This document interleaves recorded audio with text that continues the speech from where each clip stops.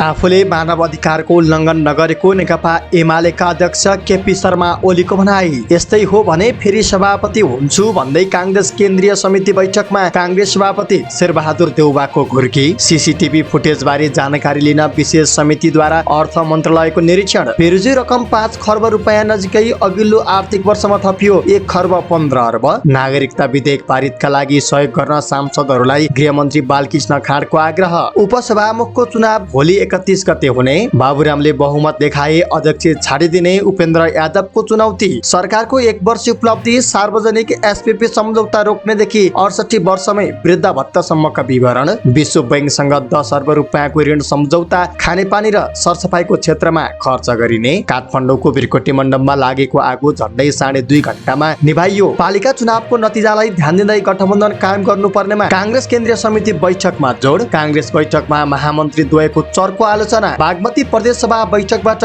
5 वटा अध्यादेश पारित। प्रश्नपत्र हुबहु विरुद्ध डिन कार्यालयमा प्रदर्शन, प्रहरीको हस्तक्षेप। कोरोनाका सक्रिय संक्रमितको संख्या 1000 जना नाग्यो। थप 206 जनामा संक्रमण पुष्टि। 59.5 अङ्कले बढेर शेयर बजारमा हरियाली। कारोबार रकममा पनि सुधार। सेनालाई तयारी अवस्थामा रहन श्रीलङ्काका प्रधानमन्त्रीको निर्देशन। संकटकालको घोषणा। आइसिसीको 1 दिवसीय वरियतामा नेपालको स्थान यथावत। र समाचारको अन्त्यमा हेल्थ टिप्स अन्तर्गत आज हामी गर्मीमा बालबालिकालाई किन आउँछ घमौरा र कसरी जोगिने भन्ने विषयमा जानकारी दिनेछौँ। हामीलाई अन्तिमसम्म हेर्नुहोला। दर्शक महानुभाव नमस्कार। हाम्रो न्युजको न्युज बुलेटिनमा यहाँलाई हार्दिक स्वागत छ। म सुदीप अधिकारी। सदाको झैं आज पनि हामी उपस्थित भइसकेका छौं आजका महत्त्वपूर्ण समाचारहरू लिएर। हामीलाई अन्तिमसम्म हेर्नुहोला अनि हाम्रो मेहनतका लागि यो भिडियोमा एउटा लाइक अवश्य गर्नुहोला। दर्शक महानुभाव पलपलको न्युज अपडेटका लागि हाम्रो च्यानललाई सब्स्क्राइब गर्नुहोस् अनि नजिकै आउने बेल आइकनलाई क्लिक गर्नुहोला। कहाँबाट हेर्दै हुनुहुन्छ अनि कस्तो लाग्दैछ, दैनिक रूपमा हेर्नुहुन्छ अथवा आज पहिलो पटक हेर्दै हुनुहुन्छ, त्यो सबै कुरा तलको कमेन्ट बक्समा कमेन्ट गरिदिनु होला। आउनुहोस् दर्शक महानुभाव आजका महत्त्वपूर्ण समाचारहरू सुरु गरौँ। मानव अधिकारको उल्लङ्घन नगरेको नेकपा एमालेका अध्यक्ष केपी शर्मा ओलीले दिनुभएको अभिव्यक्तिको प्रसङ्गबाट। नेकपा एमालेका अध्यक्ष केपी शर्मा ओलीले आफूले अहिलेसम्म मानव अधिकारको उल्लङ्घन नगरेको बताउनु भएको छ। मानव अधिकार आइल्यान्ड्सले आयोजना गरेको 23औं स्थापना दिवसमा बोल्दै उहाँले आफूले मानव अधिकारको उल्लङ्घन अहिलेसम्म नगरेको र अब पनि नगर्ने प्रतिबद्धता जनाउनु भएको हो। मैले गृह मन्त्रालय जस्तो नियन्त्रण कायम गर्नुपर्ने मन्त्रालय सम्हालेको छु। प्रधानमन्त्री भएर सबै जिम्मेवारी पनि सम्हालेको छु। पूर्व प्रधानमन्त्री ओलीले भन्नुभयो, 57 वर्षदेखि मेरो राजनीतिक लडाईँ मानव अधिकारका लागि हो। मैले मानव अधिकारको उल्लङ्घन गरेको छैन, मानव अधिकारको उल्लङ्घन गर्ने छैन। उहाँले राष्ट्रिय मानव अधिकार आयोगले मानव अधिकारलाई विशुद्ध र अशुद्ध ठान्न नहुने टिप्पणी पनि गर्नु भएको छ। अध्यक्ष ओलीले मानव अधिकार विशुद्ध र अशुद्ध पनि आंशिक र पूर्ण नहुने तर्क गर्दै त्यस्तो भ्रम नपर्न राष्ट्रिय मानव अधिकार आयोगलाई सचेत समेत गराउनु भएको छ। बुधबार मानव अधिकार आइल्यान्ड्सले आयोजना गरेको आफ्नो 23औं स्थापना दिवसमा मानव अधिकार आयोगका कुनै पनि सदस्यहरू उपस्थित नभएकोमा उहाँले असन्तुष्टि व्यक्त गर्नु भएको थियो। अध्यक्ष ओलीले मानव अधिकारलाई राजनीतिक नियुक्तिको कार्यकाल जागिरको रूपमा नलिई आदर्श, निष्ठा, यात्रा र गन्तव्यको रूपमा आफूले लिएको पनि स्पष्ट पार्नुभयो। ओलीले राजनीतिक विकृति भए मानव अधिकारको उल्लङ्घनको घटना बढेर जाने बताउनु भयो। नेपाली काङ्ग्रेसका सभापति शेरबहादुर देउवाले आफूलाई फेरि सभापति हुने मन नभएको तर न्यु खोजी फेरि विधान संशोधन गरेर सभापति हुने घुर्की लगाउनु भएको छ। बुधबार पार्टीको केन्द्रीय समिति बैठकमा नेताहरूले सभापति देउवाको आलोचना गर्दै चुनावमा गठबन्धन गर्न आवश्यक नभएको बताएका थिए। केन्द्रीय सदस्य सञ्जय कुमार गौतमले गठबन्धन गरेर चुनाव त जितिएला तर पार्टीलाई हार्ने बताउनु भएको थियो। उहाँलाई जवाफ दिँदै सभापति देउवाले मलाई धेरै नजिस्काउनुहोस्, तपाईहरू राम्रो पार्टी बनाएर योग्य नेतालाई छोड्न चाहन्थे। यस्तै गर्नुभयो भने विधान संशोधन गरेर फेरि सभापति हुन सक्छु भनेको एक नेताले बताउनुभयो। नेपाली काङ्ग्रेसको विधान 1 जनाले 2 पटक मात्र सभापति हुन पाउने व्यवस्था छ, तर देउवाले शेखर पक्षका नेताहरूलाई लक्षित गर्दै यस्तै गतिविधि गरी विधान संशोधन गरेर सभापति हुने बताउनु भएको छ। देउवाले गठबन्धन नगरे चुनाव जित्नुहुन्न भनेर गौतमलाई प्रश्न समेत गर्नु भएको थियो। बैठकमा देउवा पक्षका नेताहरूले पार्टीका नेताले होटलमा गुटको भेला गर्नु बेठिक भएको बताएका थिए। केन्द्रीय सदस्य केशव कुमार बुढाथोकीले शेखर पक्षलाई छलफल गर्न पार्टी कार्यालयमा नै कोठा दिनुपर्ने बताएका थिए। जवाफमा देउवाले यही कोठा प्रयोग गर्नुहोस् न भन्नुभएको थियो। निवर्तमान अर्थमन्त्री जनार्दन शर्माले बजेट निर्माणमा बिचौलिया सामेल गराएको सम्बन्धमा छानबिन गर्न बनेको संसदीय विशेष समितिले अर्थ मन्त्रालयको स्थलगत निरीक्षण गरेको छ। बुधबार दिउँसो अर्थ मन्त्रालय पुगेर 11 सदस्यीय संसदीय विशेष समितिले त्यहाँ जडान गरिएको सीसीटीभी फुटेजको स्थलगत निरीक्षण गर्दै विस्तृत जानकारी लिएको हो। त्यहाँको कार्यकक्षमा जडान गरिएको सीसीटीभीको संरचना, कन्ट्रोल मेकानिजम सहितका विषयमा प्राविधिकहरूसँग जानकारी लिएर स्थलगत निरीक्षण गरिएको समितिका सचिव सुरेन्द्र अर्यालले जानकारी दिनुभयो। उहाँले समितिका सदस्यहरूलाई अर्थ मन्त्रालयका प्राविधिकहरूले त्यसबारे आवश्यक जानकारी गराएको पनि बताउनुभयो। यसैबीच समितिले घटनाको सम्बन्धमा आवश्यक कागजात आज दिउँसो 2 बजेभित्र समितिलाई उपलब्ध गराउन अर्थ मन्त्रालयलाई पत्रचार समेत गरेको छ। यस सम्बन्धमा आवश्यक कागजात सहितको प्रमाणहरू समितिलाई उपलब्ध गराउन बुधबार बिहान अर्थ मन्त्रालयलाई पत्रचार गरिएको पनि समितिले जनाएको छ। निवर्तमान अर्थमन्त्री शर्माले बजेट निर्माणमा अनधिकृत व्यक्तिलाई सामेल गराएर करको दर हेरफेर गरेको भन्दै प्रमुख प्रतिपक्ष दल एमाले आरोप लगाएपछि शर्माले अर्थमन्त्रीबाट राजीनामा दिनुभएको थियो। त्यही घटनाको सत्य तथ्य बाहिर ल्याउन संसदीय विशेष छानबिन समिति गठन गरिएको थियो। समितिमा एमालेबाट प्रदीप ग्यावाली, खगराज अधिकारी, भानुभक्त ढकाल र विमला विश्वकर्मा रहनु भएको छ। त्यसैगरी नेपाली कांग्रेसबाट पुष्पा भूषाल, सीताराम महतो, नेकपा माओवादी केन्द्रबाट देवप्रसाद गुरुङ र शक्तिबहादुर बस्नेत रहनु भएको छ भने नेकपा एकीकृत समाजवादीकी सरला कुमारी यादव, जनता समाजवादी पार्टीबाट सुरेन्द्र कुमार यादव र लोकतान्त्रिक समाजवादी पार्टीबाट लक्ष्मण लाल कर्ण रहनु भएको छ। एक हप्ता अघि अर्थात् गएको असार 22 गते बुधबार गठन गरिएको यो समितिको सभापति समेत अझै चयन गरिएको छैन। कार्यविधि भने तय गरी छानबिनको कामलाई अघि बढाइएको समितिका सचिव अर्यालले जानकारी दिनुभयो। सरकारको बेरोजु रकम झन्डै 5 खर्ब रुपियाँ पुगेको छ। महालेखा परीक्षकको कार्यालयले सार्वजनिक गरेको 59औं प्रतिवेदन अनुसार गएको आर्थिक वर्ष 2077-78 सम्म नेपालको बेरोजु रकम 4 खर्ब 83 अर्ब 85 करोड रुपियाँ पुगेको छ। प्रतिवेदन अनुसार गएको आर्थिक वर्षमा मात्रै सङ्घ, प्रदेश र पालिकाको लेखा परीक्षणबाट 1 खर्ब 15 अर्ब र 5 करोड रुपियाँ बेरोजी काम भएको छ। महालेखाले अघिल्लो आर्थिक वर्षमा 5665 वटा सरकारी निकायको 75 खर्ब 33 अर्ब 9 करोड रुपियाँको लेखा परीक्षण गर्दा यो बेरोजी रकम निस्किएको हो। संघीय सरकार अन्तर्गतका 3287 वटा कार्यालयको 28 खर्ब 20 अर्ब रुपियाँको लेखा परीक्षणबाट 49 अर्ब 47 करोड, प्रदेश सरकार अन्तर्गतका 1131 वटा कार्यालयको 2 खर्ब 79 अर्ब रुपियाँको लेखा परीक्षणबाट 7 अर्ब 48 करोड र पालिकाको 10 खर्ब 51 अर्ब रुपियाँको लेखा परीक्षण गर्दा 43 अर्ब 90 करोड रुपियाँ बेरोजु देखिएको महालेखाले जनाएको छ। यस्तै गएको आर्थिक वर्षमा लेखा परीक्षण र सम्परीक्षणमा 4 अर्ब 20 करोड रुपियाँ असुल भएको छ। अध्यावधिक गरेर टुङ्गो लगाउनु पर्ने रकम गएको 8 खर्ब 29 अर्ब 15 करोड रुपियाँ पुगेको छ। लेखा परीक्षणका क्रममा कानुनको पालना, स्रोत परिचालन, योजना तथा बजेट तर्जुमा, पूर्वाधार निर्माण, आयोजना व्यवस्थापन, खरिद व्यवस्थापन, सार्वजनिक प्रशासन र सुशासन, आन्तरिक नियन्त्रण, सार्वजनिक सम्पत्ति व्यवस्थापन, सार्वजनिक संस्थान सञ्चालन लगायतका विषयमा अध्ययन भएको महालेखा परीक्षणको कार्यालयले जनाएको छ। प्रक्रिया नपुर्याइकन गरिएको खर्चलाई महालेखाले बेरोजी रकम भन्दै आएको छ। गृहमन्त्री बालकृष्ण खाले संसदमा पेश गरिएको नेपाल नागरिकता पहिलो संशोधन विधेयक 2079 लाई पारित गर्न सहयोग गर्न सांसदहरूलाई आग्रह गर्नु भएको छ। लाखौं नेपाली नागरिकलाई नागरिकता पाउने अधिकारबाट वञ्चित हुन नदिन सरकारले संविधान अनुसार विधेयक ल्याएको उल्लेख गर्दै विधेयक पारित गर्न सहयोग गर्न उहाँले सांसदहरूलाई अनुरोध गर्नु भएको छ। बुधबारको प्रतिनिधि सभा बैठकमा विधेयक देशको सार्वभौमिकता प्रतिकूल रहेको भन्दै सांसदहरू डाक्टर भीमबहादुर रावल, शेरबहादुर तामाङ र प्रेम सुवालले विरोधको सूचना पेश गर्नु भएको थियो। मन्त्री खानले संविधानको प्रावधान अनुसार अघि बढाएको विधेयक सबै नेपाली नागरिकलाई नागरिकता लिने गरी ल्याएकाले पारित गरेर अघि बढ्नुको विकल्प नरहेको पटक पटक दोहोऱ्याउनु भएको थियो। गृहमन्त्री खानले संविधानमा कुनै पनि नेपाली नागरिकलाई नागरिकताबाट वञ्चित गराउन नमिल्ने व्यवस्था गरेको उल्लेख गर्दै त्यही अनुसार विधेयक सरकारले ल्याएको बताउनुभयो। उहाँले भन्नुभयो, संविधानको प्रावधान अनुसार नै सरकारले यो विधेयकलाई अघि बढाएको हो। नेपाल नागरिकता पहिलो संशोधन विधेयक 2079 लाई अगाडि बढाएर यसलाई पास गर्न सकियोस् र पारित विधेयकलाई हामीले ऐन बनाउन सकौं, यो विषयलाई संवेदनशील रूपमा लिँदै यो विधेयकलाई अगाडि बढाउने क्रममा सांसदहरूको पनि साथ र सहयोगका लागि आग्रह गर्दछु, गृहमन्त्री खानले भन्नुभयो। प्रतिनिधि सभामा उपसभामुखको चुनाव भोलि 31 गते शुक्रबार हुने भएको छ। प्रतिनिधि सभा बैठकमा सभामुख अग्निप्रसाद सापकोटाले उपसभामुखका लागि हुने चुनावको मिति तोक्नु भएको हो। 2076 माघदेखि रिक्त रहेको उपसभामुखको पद पूर्ति हुन सकेको छैन। नेकपा एमालेबाट उपसभामुख बन्नु भएकी शिवमाया तुम्बा हाम्फेले 2076 माघमा राजीनामा दिएपछि उपसभामुख पद रिक्त भएको छ। सरकारले उपसभामुखको चुनाव गर्नको साटो संवैधानिक परिषद सम्बन्धी विधेयक ल्याएको भन्दै सत्तारूढ दलहरूबाट विरोध भएको थियो। सांसदहरूले पटक पटक उपसभामुखको चुनावी प्रक्रिया सुरु गर्न पर्नेमा माग गर्दा पनि सभामुख सापकोटाले निर्वाचन प्रक्रिया सुरु गर्नु भएको थिएन। असार 30 गते बिहिबार बिहान 11 बजेदेखि दिउँसो 11 बजेसम्म प्रतिनिधि सभाका कुनै सदस्यलाई उपसभामुख पदमा निर्वाचित गरियोस् भनी प्रस्तावको सूचना दर्ता गर्न विज्ञप्तिमा उल्लेख छ। त्यही दिन 1:30 बजे दर्ता भएका उम्मेदवारको सूचनाको दर्ता क्रम अनुसार सूची प्रकाशन गरेर 31 गते शुक्रबार दिउँसो 3 बजे बैठकमा उपसभामुखमा निर्वाचित गरियोस् भनी प्रस्ताव पेश गर्ने भनिएको छ।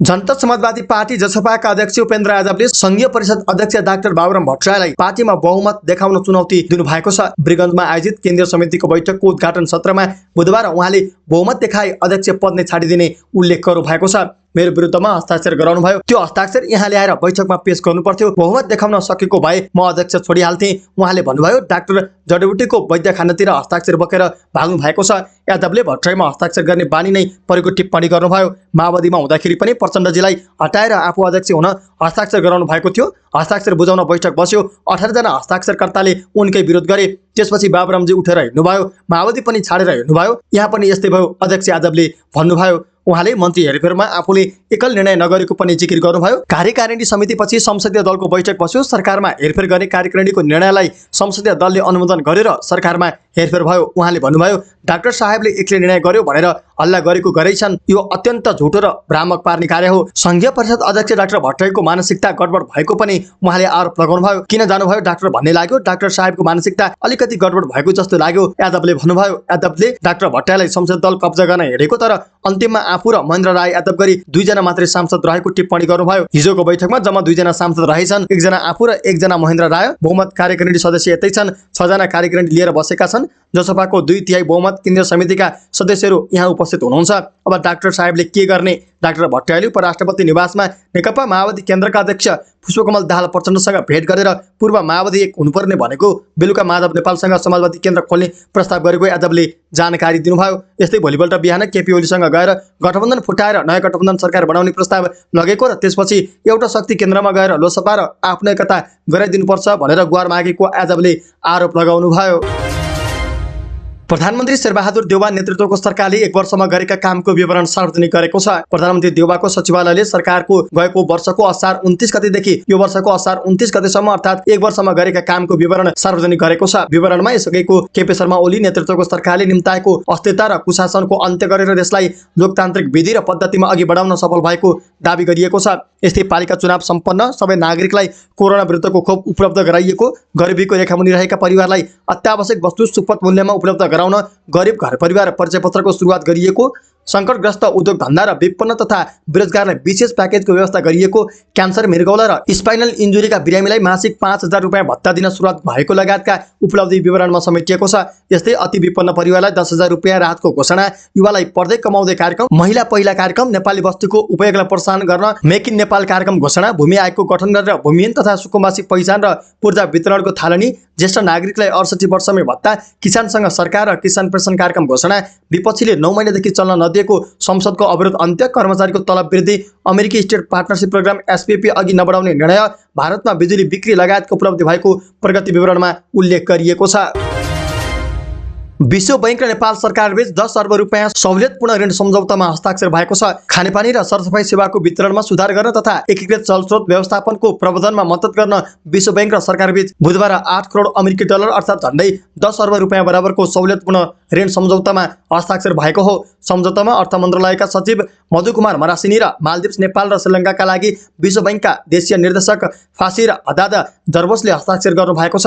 नेपालको संविधानमा उल्लेखित संहिताका सिद्धान्तहरू अनुरूप दिगो र समावेशी वृद्धि हासिल गर्ने उद्देश्यले हाम्रा मुख्य प्राथमिकताहरू निर्देशित छन्। यस आयोजनाले अत्यावश्यक खानेपानी आपूर्ति र सरसफाई सेवाहरू उपलब्ध गराउने र अति जोखिममा परेका समुदायहरूलाई पानीको क्षेत्रको राम्रो समन्वय सुनिश्चित गर्न र उच्च पानीको गुणस्तर र सेवाको स्तरलाई प्रवर्धन गर्न मद्दत गर्नेछ।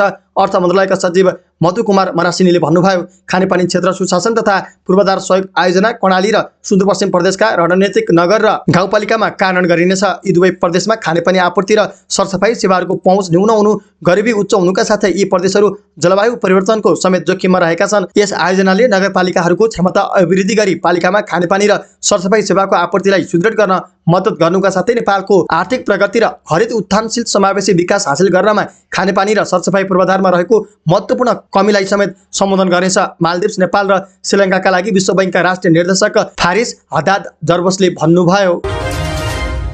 भिरकोटी मण्डपमा लागेको आगो झण्डै 2.5 घण्टामा निभाइएको छ। काठमाडौँ, भक्तपुर र ललितपुर लगायतका विभिन्न ठाउँका दमकल, पानी ट्याङ्कर, नेपाली सेना, नेपाल प्रहरी र सशस्त्र प्रहरीको सहयोगमा आगो निभाइएको जिल्ला प्रहरी परिसर काठमाडौँका एसपी दिनेश राज मैनालीले जानकारी दिनुभयो। भिरकोटी मण्डपको बजारसँगै रहेको व्हिलचेयरको गोदाममा आगो लागेको हो। आगलागीबाट गोदाममा रहेका सामान जलेर नष्ट भएका छन्। आगलागी भएको ठाउँमा गएर महानगरपालिकाका मेयर बालेन्द्र शाहले पनि अवलोकन गर्नु भएको छ। आगलागीबाट मानवीय क्षति भएको छैन। अरू क्षतिको पुनः विवरण भने आइसकेको छैन।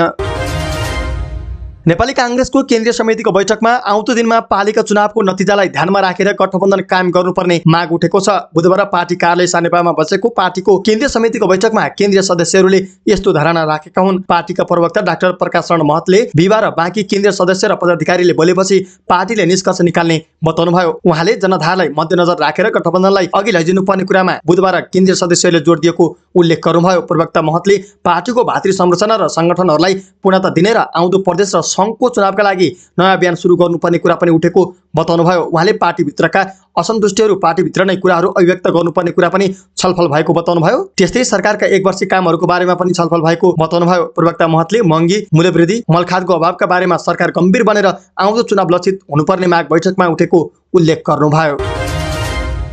यसैबीच नेपाली कांग्रेसको केन्द्रीय समिति बैठकमा नेताहरूले महामन्त्री गगन थापा र विश्वप्रकाश शर्माको चर्को आलोचना गरेका छन्। महामन्त्री भएर गुटको बैठकमा सहभागी भएको, लोकप्रिय हुन पार्टीको आलोचना गरेको भन्दै नेताहरूले महामन्त्री शर्मा र थापाको आलोचना गरेका हुन्। केन्द्रीय समिति बैठक अघि डाक्टर शेखर कोइराला पक्षले बोलाएको बेलामा महामन्त्री थापा सहभागी भएका थिए। केन्द्रीय सदस्य केशव कुमार बुढाथोकीले महामन्त्री भएर गुटको बैठकमा किन सहभागी भएको भनी थापामाथि प्रश्न उठाएका थिए। एक नेताका अनुसार बुढाथोकीले गुटमा सहभागी भए बहिष्कार गर्ने चेतावनी दिएका थिए। महामन्त्री नेता हो तर केटाकेटी जस्तो भएर बस्नु भएन, तपाईहरुलाई बहिष्कार गर्ने बेला नआओस्, बुढाथोकीको भनाइ उद्धृत गर्दै एक केन्द्रीय सदस्यले भने। केन्द्रीय सदस्य राम जनम चौधरीले महामन्त्रीहरूले पार्टीको आलोचना गरेको भन्दै असन्तुष्टि जनाए। उनले पार्टी कार्यकर्ताको हौसला बढाउने खालको अन्तर्वार्ता दिन महामन्त्रीहरूलाई आग्रह गरे। अन्तर्वार्ता दिँदा हौसला बढाउने गरी दिनुस्, निराश हुने र जहिले पनि पार्टीको आलोचना गरेर नदिनुस्, नेता चौधरीको भनाइ उद्धृत गर्दै एक नेताले भने। विदेशमा रहेका नागरिकलाई मतदानको व्यवस्था गर्न माग गर्दै महामन्त्री थापा र शर्मा निर्वाचन आयोगमा पुगेको विषयमा पनि नेताहरूले आलोचना गरेका थिए। नेता राजीव ढुङ्गानाले पार्टीको संस्थागत निर्णय बिना महामन्त्रीहरू निर्वाचन आयोग जानु बेठिक भएको उल्लेख गरे। पार्टीमा छलफल नगरे तर दुई महामन्त्री निर्वाचन आयोग जान मिल्ने कुरा होइन, आफू खुसी कुराकानी गर्दै जाने हो भने भोलि अर्को पदाधिकारीले कोहीसँग कुरा गर्लान्, यसलाई कसरी पार्टीको निर्णय मान्न सकिन्छ, उनले प्रश्न गरे। बागमती प्रदेश सभा बैठकबाट 5वटा अध्यादेश पारित गरिएको छ। प्रदेश सरकारले पहिले ल्याएका 5वटा अध्यादेश बुधबार पारित गरेको हो। प्रदेश सभा बैठकले 4वटा अध्यादेश सर्वसम्मतले पारित गरेको छ भने एउटा अध्यादेश बहुमतले पारित गरेको छ। बैठकले प्रदेश निजामती सेवाको गठन, सञ्चालन र सेवाका शर्तहरू सम्बन्धमा व्यवस्था गर्न बनेको अध्यादेश, पालिका सेवाको गठन तथा सञ्चालन सम्बन्धमा व्यवस्था गर्न बनेको अध्यादेश, विभूषण, सिफारिस तथा सम्मान र पदक सम्बन्धी ऐन 2076 लाई संशोधन गर्न बनेको अध्यादेश पारित गरेको हो। यसैगरी मदन भण्डारी स्वास्थ्य विज्ञान प्रतिष्ठान ऐन 2076 लाई संशोधन गर्न बनेको अध्यादेश र प्रदेश युवा परिषद ऐन 2076 लाई संशोधन गर्न बनेको अध्यादेश पारित गरिएको प्रदेश सभा सचिवालयले जनाएको छ। बैठकमा प्रदेशका मुख्यमन्त्री राजेन्द्र प्रसाद पाण्डेले प्रदेश निजामती सेवाको गठन, सञ्चालन र सेवाका शर्तहरू सम्बन्धमा व्यवस्था गर्न बनेको अध्यादेश, स्थानीय तहको सेवाको गठन तथा सञ्चालन सम्बन्धमा व्यवस्था गर्न बनेको अध्यादेश, आन्तरिक मामिला तथा कानुन मन्त्री कृष्ण प्रसाद शर्मा खन्नालले विभूषण, सिफारिस तथा सम्मान र पदक सम्बन्धी ऐन 2076 लाई संशोधन गर्न बनेको अध्यादेश, स्वास्थ्य राज्य मन्त्री कल्पना नेपालीले मदन भण्डारी स्वास्थ्य विज्ञान प्रतिष्ठान ऐन 2076 लाई संशोधन गर्न बनेको अध्यादेश, युवा तथा खेलकुद मन्त्री श्री रत्नप्रसाद ढकालका तर्फबाट आर्थिक मामिला तथा योजना मन्त्री शालिग्राम जमर कट्टेलले प्रदेश युवा परिषद ऐन 2076 लाई संशोधन गर्न बनेको अध्यादेश पेश गरेका थिए। बैठकमा प्रदेश मामिला समितिका सभापति माधव प्रसाद पौडेलले के प्रदेश ऐन संशोधन गर्न बनेको विधेयकको सम्बन्धमा समितिले गरेको निर्णयको प्रतिवेदन पेश गर्नु भएको थियो। बैठकमा प्रदेश सभाको सभामुख सानुकुमार श्रेष्ठले प्रदेश प्रमुखको कार्यालयबाट प्राप्त विधेयक प्रमाणीकरण सम्बन्धी पत्रको व्यवहार पढेर सुनाउनु भएको थियो। त्रिभुवन विश्वविद्यालय व्यवस्थापन संकायले असार 22 गते सञ्चालन गरेको बीबीए 6औं सेमेस्टरको एमजीटी 203 अर्गनाइजेसनल बिहेभियरका विद्यार्थीहरू आन्दोलनमा उत्रिएका छन्। शिक्षकले गल्ती गर्ने, पटक पटक परीक्षा दिनुपर्ने विद्यार्थीले भन्दै विरोध गरिरहेका छन्। उक्त परीक्षामा मोडर्न नेपाल कलेजको प्री बोर्ड परीक्षाको प्रश्नपत्र बाँडेको पाइएपछि दिन कार्यालयले परीक्षा स्थगित गरी साउन 1 गते नयाँ परीक्षा मिति तोकेको छ। विद्यार्थीले परीक्षा दिइसकेपछि निजी कलेजको हुबहु प्रश्न सोधिएको पत्ता लागेपछि दिन कार्यालयले परीक्षा स्थगित गर्दै साउन 1 गते परीक्षा मिति तोकेको थियो। तर विद्यार्थीहरूले भने शिक्षक तथा दिन कार्यालयको लापरवाहीको सजाय आफूहरूले भोग्नु परेको भन्दै दिन कार्यालय बाहिर प्रदर्शन गरेका छन्। उक्त प्रदर्शनमा प्रहरीले हस्तक्षेप गरी विद्यार्थीमाथि कुटपिट गरेको छ। 5 जनालाई प्रहरीले नियन्त्रणमा लिई कुटपिट गर्दै दिन कार्यालयमा थुनेको विद्यार्थी विकल्प केसीले बताए। नयाँ मितिमा परीक्षा दिनुपर्ने कारण जान्न डिन कार्यालय जाँदा प्रहरी लगाएर कुटपिट गरेको उनले जोखेसो पोखे। केसीले भने शिक्षक र डिनले गल्ती गर्ने अनि सजाय हामीले पाउनु पर्ने, हामीले किन फेरि इक्जाम दिनु भनेर डिनलाई सोध्न गएका थियौँ, तर प्रहरी लगाएर हामीलाई कुटपिट गरियो। प्रहरीले उनीहरूमाथि कुटपिट गर्नुका साथै लसर पछार गर्दा कपडा च्यातिएको छ। डिन कार्यालयले यसअघि नै प्रश्नपत्र निर्माणमा सहभागी 2 जना शिक्षकलाई कारबाही गरिएको सूचना जारी गरिसकेको छ। नेपालमा कोरोना भाइरसका सक्रिय संक्रमितको संख्या 1000 जना नागेको छ। पछिल्लो 24 घण्टामा 206 जना संक्रमित थपिएसँगै सक्रिय संक्रमितको संख्या 1005 जना पुगेको स्वास्थ्य तथा जनसङ्ख्या मन्त्रालयले जनाएको छ। पछिल्लो समय निको हुने भन्दा थपिने संक्रमितको संख्या निरन्तर बढिरहेको छ। 24 घण्टामा 45 जना संक्रमित निको भएका छन्। 24 घण्टामा कोरोना संक्रमणका कारण कसैको पनि ज्यान गएको छैन। थप 63387 जनाले कोरोना विरुद्धको खोप लगाएका स्वास्थ्य मन्त्रालयले जनाएको छ। मंगलबार 11.5 अङ्कले बढेको शेयर बजार बुधबार पनि 59 अङ्कभन्दा धेरैले उकालो लागेको छ। शेयर बजार परिसूचक नेप्से बुधबार 59.54 अङ्कले बढेर 1986.82 बिन्दुमा पुगेको छ। सबै समूहको शेयर बढेर बजार हरियो देखिएको छ। बजारसँगै कारबार र कम्पनी बढेको छ। 225 वटा कम्पनीका 57,87,083 शेयर 2 अर्ब 4 करोड 44 लाख रुपियाँमा कारबार भएको छ। सबभन्दा धेरै शिवम सिमेन्टको 9 करोड रुपियाँको शेयर किनबेच भयो। नेपाल फाइनान्स र रिलायन्स फाइनान्सको शेयर 10% तथा सिडिबी हाइड्रो विकास कम्पनी, कर्पोरेट विकास bank, green development bank, mountain hydro Nepal, green life hydro र लक्ष्मी लघुवित्तको शेयर 9% भन्दा धेरैले बढेको छ। समाचारको क्रममा अन्तर्राष्ट्रिय समाचार। श्रीलङ्काका प्रधानमन्त्री रनिल विक्रमासिङ्घेले देशको सुरक्षा अवस्था सुधार्नका लागि तयारी अवस्थामा रहन सेनालाई निर्देशन दिनुभएको छ। एक टेलिभिजन सम्बोधनमा प्रधानमन्त्री विक्रमासिङ्घेले देशमा अराजकता बढिरहेको भन्दै सेनालाई आफ्नो जिम्मेवारी पूरा गर्ने कामको लागि तयारी रहन निर्देशन दिनुभएको बीबीसीले जनाएको छ। हामी संविधान च्यात्न सक्दैनौँ र देश अराजकतावादीलाई कब्जा गर्न पनि दिँदैनौँ, त्यसको लागि सेनालाई तयार रहन निर्देशन दिन्छु, प्रधानमन्त्री विक्रमासिङ्घेले भन्नुभएको छ। प्रधानमन्त्रीले राजधानी कोलम्बोमा सेनाले आफ्नो सुरक्षा व्यवस्था लागू गर्न सक्ने सङ्केत दिनुभएको खबरमा उल्लेख छ। श्रीलङ्कामा प्रदर्शनकारीले प्रधानमन्त्री कार्यालयमा पनि कब्जा गरेका छन्। यसअघि राष्ट्रपति गोटाबाया राजपक्षको निवास कब्जा गरेका प्रदर्शनकारीले बुधबार प्रधानमन्त्री रनिल विक्रमासिङ्घेको कार्यालय पनि कब्जा गरेका छन्। श्रीलङ्काका राष्ट्रपति गोटाबाया राजपक्ष भागेर मालदिप्स पुग्नु भएको छ। यसैबीच श्रीलङ्काका प्रधानमन्त्री रनिल विक्रमासिङ्घेले देशमा सङ्कटकाल लगाउनु भएको छ। प्रधानमन्त्रीको कार्यालयले विक्रमासिङ्घेले देशमा सङ्कटकाल घोषणा गरेको सूचना निकालेको छ। सरकारले पश्चिमी प्रान्तमा कर्फ्यू आदेश पनि जारी गरेको छ। प्रदर्शनकारीले राष्ट्रपति भवन कब्जा गरेपछि राष्ट्रपति गोटाबाया राजपक्ष देश छाडेर भागेका छन्। उनी भागेर मालदिप्स पुगे लगत्तै विक्रमासिङ्घेले देशमा सङ्कटकाल घोषणा गरेका हुन्। राष्ट्रपतिले बुधबार राजीनामा दिने बताएका थिए, तर देश आर्थिक सङ्कटमा फसेपछि नागरिकले राष्ट्रपति र प्रधानमन्त्री दुवैको राजीनामा माग गरेर प्रदर्शन गरिरहेका छन्। समाचारको क्रममा खेल समाचार। अन्तर्राष्ट्रिय क्रिकेट परिषद आइसिसीको 1 दिवसीय वरियतामा नेपाल यथावत रहेको छ। आइसिसीले सार्वजनिक गरेको नयाँ वरियता अनुसार नेपाल 19औं स्थानमा यथावत रहेको हो। 1 दिवसीयको अघिल्लो वरियतामा पनि नेपाल 19औं स्थानमा रहेको थियो। नयाँ वरियतामा न्युजिल्यान्ड शीर्ष स्थानमा रहेको छ। इङ्ल्यान्ड दोस्रो र भारत तेस्रो स्थानमा रहेका छन्। नेपाल टी20 वरियतामा 13औं स्थानमा रहेको छ। र हामी समाचारको अन्त्यमा आइपुगेका छौँ। समाचारको अन्त्यमा हामी प्रस्तुत गर्नेछौँ गर्मी समयमा बालबालिकाको छालामा किन घमौरा आउँछन् र यसलाई कसरी समाधान गर्न सकिन्छ भन्ने विषयको जानकारी।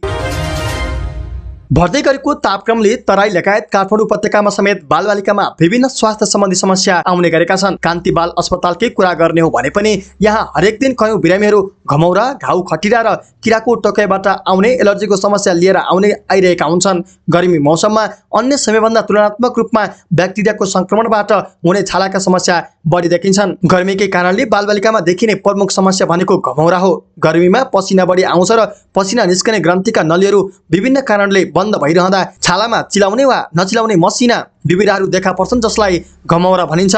घमौरा धेरैजसो घाँटीमा, काखीमा वा कापमा देखिने भए पनि कहिलेकाहीँ अन्य भागमा पनि देखिन सक्छन्। गर्मी वातावरण, बाक्लो लुगा, ज्वरो आउँदा घमौरा आउन सक्दछ।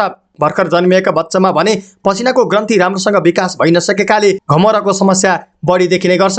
त्यसैगरी गर्मीमा ब्याक्टेरियाकोबाट हुने छाला सम्बन्धी संक्रमण बढी देखिन्छ। फोहोर खेल्ने, हातखुट्टा नियमित सफा नगर्ने, नियमित नुहाउने र प्रदूषित वातावरण मुख्य कारण हुन्। गर्मीबाट जोगिनु नै घमौरा आउन नदिने पहिलो उपाय हो। खास गरी चर्को घाममा ननिस्किने र बच्चालाई सक्दो ननिकाल्ने, हल्का पातलो खुकुलो सुतीको कपडा लगाउने, गुम्सिने, सागुरो र बाक्लो कपडा प्रयोग गर्न नदिने, बालबच्चाहरूलाई सक्दो शीतलमा राख्ने गर्नुपर्छ।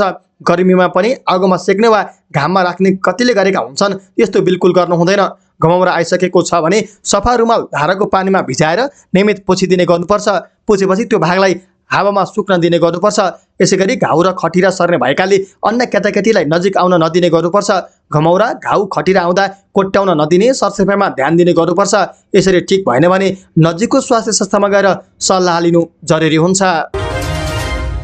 हस्त दर्शक महानुभाव, यो स्वास्थ्य सामग्रीसँगै आजका महत्त्वपूर्ण समाचारहरूको समय सकिएको छ। हामीले प्रस्तुत गरेका समाचारहरूप्रति तपाईको धारणा के छ? आफ्नो धारणा तलको कमेन्ट बक्समा कमेन्ट गर्नुहोला। हाम्रो मेहनतका लागि यो भिडियोमा एउटा सानो लाइक अवश्य गर्नुहोला। दर्शक महानुभाव, पलपलको न्युज अपडेटका लागि हाम्रो च्यानललाई सब्स्क्राइब गर्नुहोस् अनि नजिकै आउने बेल आइकनलाई क्लिक गर्नुहोला। पलपलको न्युज अपडेटका साथ फेरि हाम्रो भेट हुनेछ। तपाईँ हाम्रो न्युज हेर्दै गर्नुहोस्। नमस्कार।